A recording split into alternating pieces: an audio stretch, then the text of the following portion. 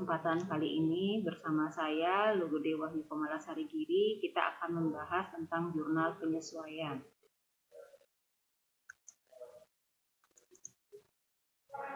Jurnal penyesuaianlah jurnal yang diperlukan untuk menyesuaikan seluruh catatan di neraca saldo dengan keadaan yang sebenarnya di akhir periode. Tujuannya adalah supaya akun real dan akun nominal menunjukkan yang sesungguhnya dan yang seharusnya diakui di akhir periode. Contohnya seperti ini anak, misalnya di neraca saldo ada akun sewa dibayar di muka, itu sebesar 12 juta. Berarti itu sebenarnya akun sebesar 12 juta itu untuk 1 tahun. Jadi pada akhir Desember itu saldonya tetap seperti itu. Nah, berdasarkan bagan siklus akuntansi perusahaan jasa, jurnal penyesuaian ada di sini. Jurnal penyesuaian itu termasuk dalam tahap pengiktisaran. Pada semester sebelumnya, anak-anak sudah mempelajari tentang membuat dokumen transaksi, mencatatnya ke dalam jurnal umum, kemudian memposting ke dalam buku besar, kemudian lanjut menyusun neraca saldo pada akhir periode. Nah, selanjutnya pada akhir periode, anak harus juga menyusun jurnal penyesuaian. Adapun bentuk jurnal penyesuaiannya adalah sebagai berikut ya. Yang pertama pada bagian atas itu ada nama perusahaan, selanjutnya tulisan jurnal penyesuaian atau adjustment entry. Lanjut paling bawah anak pakai pernya pakai tanggal akhir periode ya, misalnya per 31 Desember 2011 gitu. Yang di sini jangan lupa jurnal selalu ada halamannya. Selanjutnya ada tanggal, keterangan, rep, debit, dan kredit. Tanggal untuk mencatat tanggal terjadinya transaksi, yaitu tanggal akhir periode. Selanjutnya keterangan itu mencatat akun-akun yang terlibat dalam jurnal penyesuaian tersebut dan juga keterangannya. Rep ini diisi apabila sudah diposting ke dalam buku besar. Rep diisi dengan kode akun. Selanjutnya di debit ada nominal untuk debit dan di kredit itu nominal untuk kredit.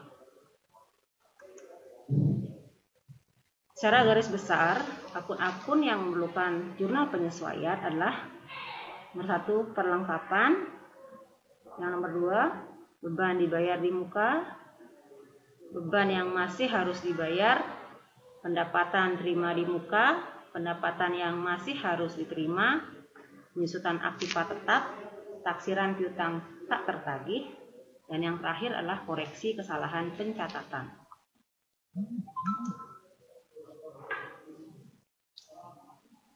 Baik, selanjutnya kita akan mempelajari penyesuaian yang pertama, yaitu tentang perlengkapan atau supplies. Contohnya misalnya, neraca saldo per 31 Desember 2015 menunjukkan perlengkapan dengan jumlah 1 juta. Perlengkapan yang terpakai selama 1 periode adalah 700.000. Jadi dalam neraca saldo itu ada angka 1 juta, tapi itu perlengkapan yang senilai 1 juta itu tidak sesungguhnya, karena setelah dicek ternyata selama 1 periode sudah dipakai perlengkapan sebesar 700.000. Jadi perlengkapan yang masih tersisa di gudang secara fisik adalah sebesar 1 juta dikurangi 700.000, yaitu sebesar 300.000. Untuk penyesuaian perlengkapan, kita mencatat jumlah yang terpakai atau jumlah yang menjadi beban. Sehingga jurnalnya adalah supplies expense on supplies sebesar 700.000. Beban perlengkapan pada perlengkapan sebesar 700.000. Jadi di debit kita catat beban perlengkapan, kemudian mengkredit supplies karena kan perlengkapannya berkurang, jadi kita kredit sebesar 700.000. Neraca saldo menunjukkan perlengkapan dengan jumlah sebesar 1 juta. Perlengkapan yang tersisa pada akhir periode adalah sebesar 450.000. Nah, di sini sebelumnya sudah saya jelaskan kalau jurnal penyesuaian untuk perlengkapan itu yang dicatatlah perlengkapan yang sudah terpakai. Sedangkan menurut data ini ada neraca saldo awal, kemudian jumlah yang tersisa. Jadi untuk mencari jumlah yang terpakai, silahkan anak-anak kurangi dulu jumlah yang ada neraca saldo, yaitu 1 juta, dikurangi dengan jumlah yang tersisa, yaitu 450.000. Jadi jumlah yang terpakai selama satu periode adalah sebesar 550.000. Jadi jurnalnya adalah mendebet supplies expense atau beban perlengkapan sebesar 550.000 dan mengkredit jumlah perlengkapan yang terpakai sebesar 550.000. Penyesuaian yang kedua yaitu beban dibayar di muka atau prepaid expense. Beban dibayar di muka ini artinya membayar terlebih dahulu baru menikmati hasilnya. Contohnya misalnya sewa dibayar di muka. Jadi misalnya anak-anak membayar sewa kos atau sewa kontrakan rumah ya selama 1 tahun itu sebesar 12 juta. Anak bayarnya bulan Januari. Jadi bulan Januari itu anak sudah bayar, tapi pada bulan Januari belum menikmati sewa selama 12 bulan atau selama 1 tahun. Secara garis besar, untuk beban dibayar di muka itu menggunakan 2 pendekatan. Ada namanya pendekatan neraca dan ada namanya pendekatan laba rugi. Pendekatan neraca yaitu pada saat pembayaran dicatat sebagai harta dan pada saat penyesuaian dicatat yang sudah terpakai atau yang habis atau yang jatuh tempo atau yang sudah menjadi beban. Sedangkan pada pendekatan laba rugi, pada saat pembayaran dicatat sebagai beban dan pada saat penyesuaian dicatat yang masih tersisa atau yang belum terpakai. Nah, ini contohnya apabila beban dibayar di muka menggunakan pendekatan neraca. Contoh soalnya, pada tanggal 1 April 2015 dibayar sewa gedung untuk 1 tahun sebesar 24 juta. Karena ini menggunakan pendekatan neraca, jadi pada saat membayar dicatat sebagai akun harta. Nah, akun harta untuk sewa gedung ini adalah akun prepaid rent atau sewa dibayar di muka. Jadi, mendebet sewa dibayar di muka atau prepaid rent dan mengkredit akun cash sebesar 24 juta. Ini merupakan jurnal pada saat pembayaran yang dicatat di jurnal umum pada tanggal 1 April 2015. Karena menggunakan pendekatan neraca, jadi pada akhir periode yaitu tanggal 31 Desember 2015, kita menghitung jumlah yang sudah terpakai. Jadi kita menghitung jumlah yang terpakai, kita hitung dari bulan April yaitu tanggal mulanya dibayar sewa dibayar di muka sampai dengan akhir periode. Itu ada 9 bulan. Jadi kita mencarinya 9/12. Mengapa di sini ada angka 12? Karena itu sewa gedung untuk 1 tahun atau 12 bulan. Seandainya itu untuk 2 tahun, maka yang di bawah ini tidak 12 tapi 24. Misalnya itu untuk sewa gedung selama 3 tahun, maka di bawahnya ini tidak 12 tapi 36. Rumusnya 9/12 dikali 24 juta, kalikan dengan jumlah sewa gedung yang sudah dibayar, hasilnya adalah 18 juta. Jadi jumlah yang terpakai atau sewa yang sudah terpakai selama 1 periode itu sebesar 18 juta. Jurnal penyesuaiannya adalah anak mencatat beban sewa di debit karena jumlah 18 juta ini sudah menjadi beban besar 18 juta dan mengkredit prepaid rent atau sewa dibayar di muka karena kan sudah terpakai, otomatis sewa dibayar di muka itu berkurang. Sewa dibayar di muka berkurang itu naruhnya di sebelah kredit sebesar 18 juta. Ini apabila menggunakan pendekatan neraca. Seandainya menggunakan pendekatan laba rugi dengan menggunakan soal yang sama, maka jurnalnya pada saat pembayaran adalah kita mencatatnya sebagai beban. Kalau tadi pendekatan neraca kita mencatatnya sebagai harta, maka pada saat pendekatan laba rugi kita mencatatnya sebagai beban. Sehingga jurnal pada saat pembayaran adalah rent expense atau beban sewa on cash. Beban sewa pada kas sebesar 24 juta.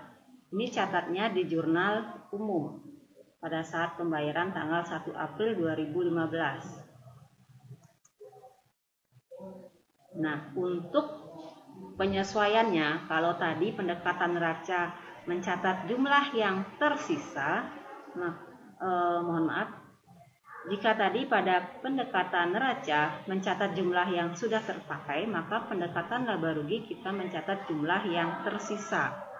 Jadi dari bulan April sampai Desember itu kan ada 9 bulan. Jadi di sini tadi ketemunya itu yang sudah terpakai adalah 18 juta. Jadi kita tinggal cari sisanya, yaitu 24 juta dikurangi dengan 18 juta.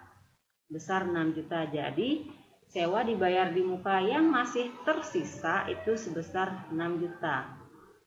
Jurnal penyesuaiannya tanggal 31 Desember 2015 adalah mendebet akun sewa dibayar di muka dan mengkredit akun beban sewa prepaid rent on rent expense sebesar jumlah yang tersisa, yaitu 6 juta. Sekarang kita lanjutkan untuk transaksi penyesuaian berikutnya, yaitu beban yang masih harus dibayar. Jadi di sini beban yang masih harus dibayar artinya perusahaan sudah menggunakan jasa dari beban tersebut tapi belum membayarnya, sehingga timbul yang namanya utang. Contoh soalnya, perusahaan membayar upah pegawai tiap hari Sabtu. Pegawainya berjumlah 10 orang, tarif upah 50.000 per hari dengan 6 hari kerja. Pada bulan Desember 2015, hari Sabtu terakhir adalah tanggal 26 Desember 2015. Nah, buatlah jurnal penyesuaian per 31 Desember 2015 untuk gaji yang belum dibayar.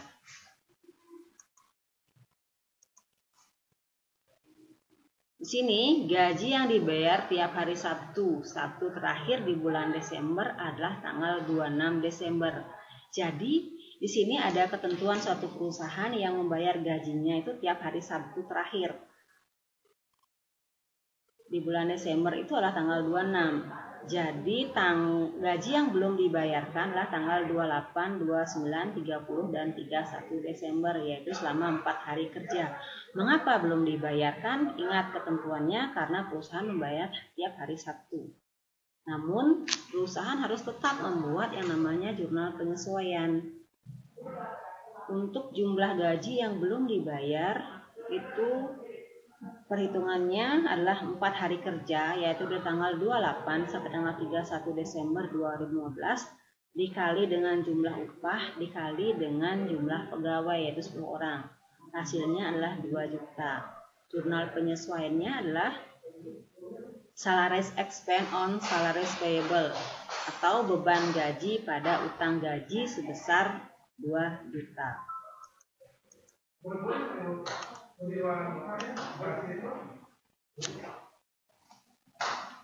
Pendapatan diterima di muka atau unearned revenue.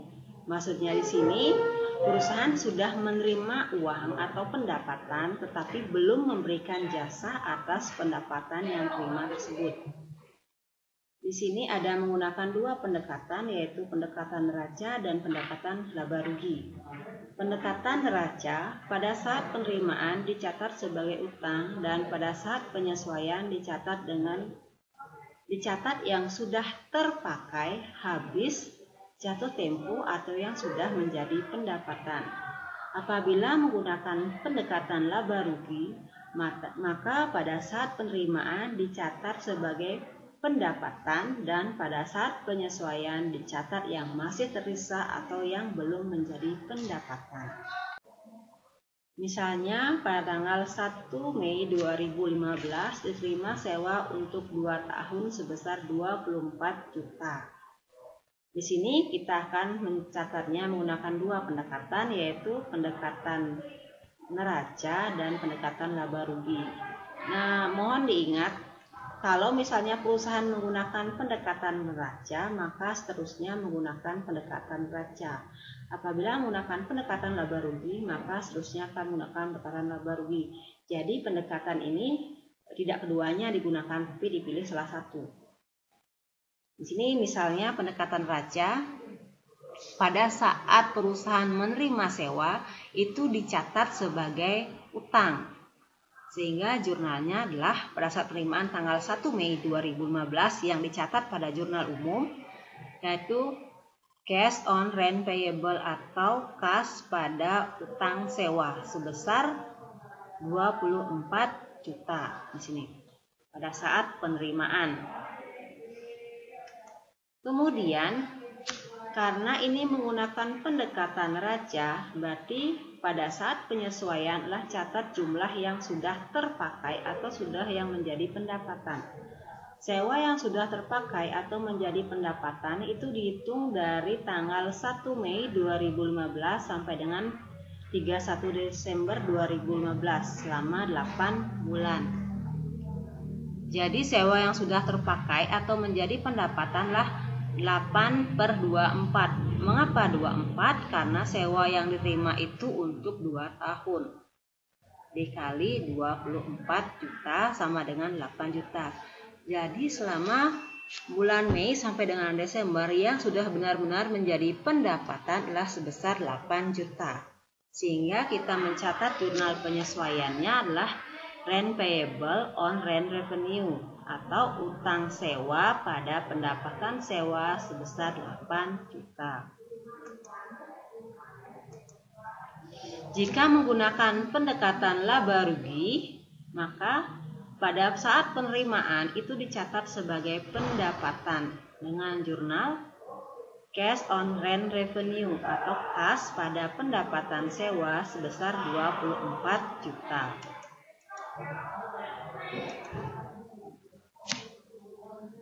Perhitungannya kalau menggunakan pendekatan raja, catat jumlah yang terpakai atau sudah menjadi pendapatan.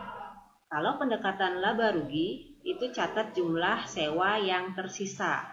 Tadi jumlah sewanya yang di awal adalah 24 juta, yang terpakai adalah 8 juta. Jadi sewa yang masih tersisa adalah sebesar 16 juta. Sehingga jurnalnya adalah Rent Revenue on Rent Payable. Pendapatan sewa pada utang sewa sebesar 16 juta.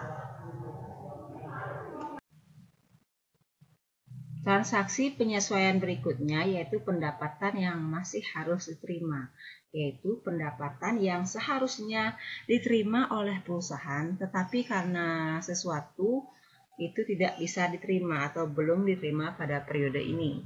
Contohnya, pada tanggal 1 September 2015 perusahaan menyimpan uang di bank sebesar 10 juta, suku bunga 18% per tahun, dan bunga diterima setiap 6 bulan sekali tiap tanggal 1 Maret dan 1 September. Buatlah jurnal penyesuaian per 31 Desember 2015. Nah, di sini yang menjadi acuan adalah bunga yang masih harus diterima, yaitu dari tanggal 1 September sampai dengan tanggal 31 Desember 2015. Ini sudah ada perhitungan bunga karena itu menjadi bunga periode 2015, hanya saja belum bisa diterima karena aturannya itu diterima tanggal 1 Maret 2016 ini. Karena terimanya itu 2 kali, tiap tanggal 1 dan tiap tanggal 1 Maret dan tiap tanggal 1 September. Kita lihat perhitungannya. Nah, ini ya, bunga terima setiap 6 bulan sekali tiap tanggal 1 Maret dan 1 September. Ini berarti bunga pertama baru akan terima tanggal 1 September 2015, sehingga pada akhir periode akuntansi terdapat bunga yang ditunda penerimaannya selama 4 bulan, yaitu dari tanggal 1 September sampai dengan tanggal 31 Desember 2015. Ya, ini ditunda. Mengapa ditunda? Karena nanti akan diterima pada periode berikutnya, yaitu tanggal 1 Maret 2015. Coba kita hitung ini ada berapa bulan ya. 1 September sampai tanggal 31 Desember itu ada 4 bulan. Berarti sini ada 4/12 dikali 18% dikali dengan jumlah uang yang disimpan di bank ya. Jadi total bunga, pendapatan bunga adalah sebesar 600.000. Ini adalah pendapatan bunga yang seharusnya diterima tapi belum diterima oleh perusahaan. Maka jurnalnya kita catat interest receivable on interest revenue atau piutang bunga pada pendapatan bunga sebesar 600.000.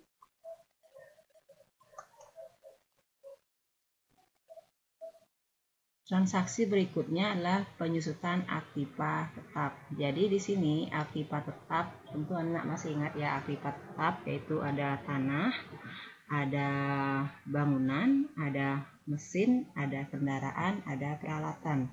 Itu secara fisik dia tidak habis, tapi namanya dia mengalami penyusutan atau pengurangan nilai. Kecuali tanah itu tidak mengalami yang namanya penyusutan. Contoh soalnya lah, neraca saldo per 31 Desember 2015 menunjukkan saldo akun peralatan sebesar 2 juta. Tarif piutang ditentukan 10%. Buatlah jurnal penyesuaian per 31 Desember 2015. Jadi di sini besarnya penyusutan pada tahun 2015 lah 10% dikalikan dengan harga perolehan peralatan yaitu 2 juta sama dengan 200.000. Jadi penyusutan tiap tahun adalah sebesar 200.000. Jurnal penyesuaiannya yaitu depreciation of equipment expense on accumulation depreciation of equipment atau beban penyusutan peralatan pada akumulasi penyusutan peralatan sebesar 200.000 rupiah.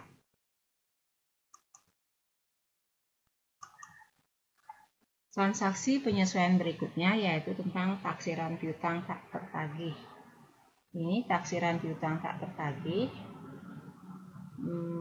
menggunakan, di sini ada dua metode ya sebenarnya ya, ada menggunakan metode langsung, ada yang menggunakan metode cadangan atau metode tak langsung. Kita mempelajari metode yang tak langsung ya atau metode cadangan. Jadi pada metode ini akhir periode perusahaan membuat taksiran atas kemungkinan piutang yang tidak dapat tertagih walaupun belum dapat dipastikan bahwa piutang tidak dapat ditagih. Intinya piutang itu belum tentu tidak bisa ditagih ya. Tapi kita sudah membuat cadangan. Artinya istilahnya jaga-jaga. Nah, ini jurnal pada saat mencadangkan lah jurnalnya seperti ini. Bad debt expense on allowed for bad debt, artinya kerugian piutang tak tertagih pada cadangan kerugian piutang. Ini jurnal pada saat pencadangan, dan pada saat misalnya itu tidak bisa ditagih, maka saat itu kita menggunakan cadangan. Jadi karena kita menggunakan cadangan, kalau cadangan itu saldo normalnya di sebelah kredit ya, karena kita sudah mencadangkan, artinya menggunakan cadangan itu untuk menghapuskan piutang, maka cadangan itu berkurang di sebelah debit dan piutang usaha yang dihapuskan itu berkurang di sebelah kredit. Contoh soalnya, neraca saldo per 31 Desember 2015 menunjukkan saldo piutang usaha di sebelah debit sebesar 27.500.000 dan saldo cadangan piutang tak tertagih di sebelah kredit sebesar 250.000.